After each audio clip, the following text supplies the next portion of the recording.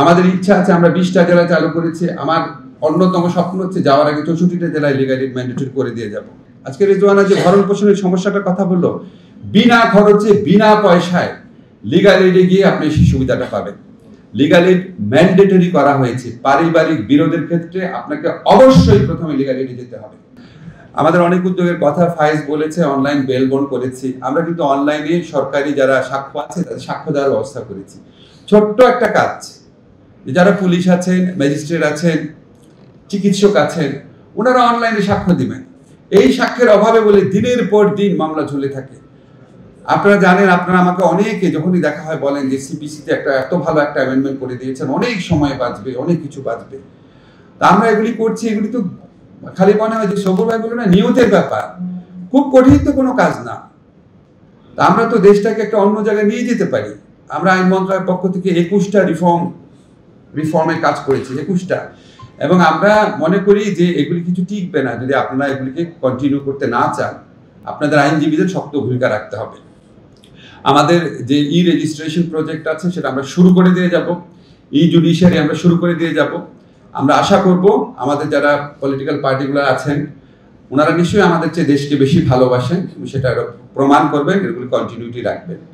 সংস্কারের প্রসঙ্গে কয়েকটা কথা বলি। আপনি কয়েকটা দেখবেন বাংলাদেশের সংস্কার নিয়ে কয়েক ধরনের বিভ্রান্তি কাজ করে। এক নম্বর বিভ্রান্তি হচ্ছে, অনেকে দেখি বলে বেশ দার্শনিকের মতো একটা চেহারা করে, কোথায় সংস্কার, দৃশ্যমান হচ্ছে না।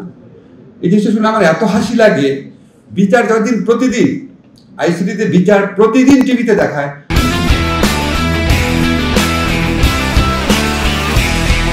তখনও বলে বিচার দৃশ্যমান হচ্ছে না। ফাজলামের তো সীমা থাকা দরকার। প্রতিদিনই দৃশ্যমান, তা বলে কই দৃশ্যমান হচ্ছে না। তা আপনার তো চোখটা থাকতে হবে দেখার। তা আমাদের এখানে যেই সংস্কার হয়নি সেটা নিয়ে আপনার আকাঙ্ক্ষা থাকবে, অভিযোগ থাকবে, হাহাকার থাকবে। যেগুলি হয়েছে সেগুলি কিন্তু কাইন্ডলি অ্যাপ্রিসিয়েট করেন, মানুষকে আশাবাদী করেন, মানুষকে জানান। আজকে যে রেজওয়ানা একটা কথা বললো যে ওই যে আপনার মামলা দায়ের করার ব্যাপারটা, তাকে ফোন করেছে, মামলাই তো দায়ের করতে হবে না। আমরা তো আইন করে দিয়েছি যে পারিবারিক আদালতে আপনার প্রথমে যাওয়ার প্রয়োজনই নাই। আজকে রেজওয়ানা যে ভরণ পোষণের সমস্যাটার কথা বললো, বিনা খরচে বিনা পয়সায় লিগ্যাল এইডে গিয়ে আপনি সেই সুবিধাটা পাবেন। লিগ্যাল এইড ম্যান্ডেটরি করা হয়েছে। পারিবারিক বিরোধের ক্ষেত্রে আপনাকে অবশ্যই প্রথমে লিগ্যাল এইডে যেতে হবে। লিগ্যাল এইডে একজন বিচারক ছিল, সেখানে আমরা 3 জন করে দিয়েছি। একজনের জায়গায় 3 জন থাকবে, 3 গুণ সামর্থ্য বৃদ্ধি পেয়েছে। লিগ্যাল এইডে যদি আপনি ডিসস্যাটিসফাইড হন, শুধুমাত্র তখন আপনি পারিবারিক আদালতে যাবেন। এত বড় যে একটা চেঞ্জ হয়েছে, এটা অবশ্যই একটা পজিটিভ ইম্প্যাক্ট রাখে যদি আমরা সবাই এই চর্চাটা শুরু করি, সবাই জানাই। আমাদের ইচ্ছা আছে, আমরা 20টা জেলা চালু করেছি। আমার অন্যতম স্বপ্ন হচ্ছে যাওয়ার আগে 64টা জেলায় লিগ্যাল এইড ম্যান্ডেটরি করে দিয়ে যাব।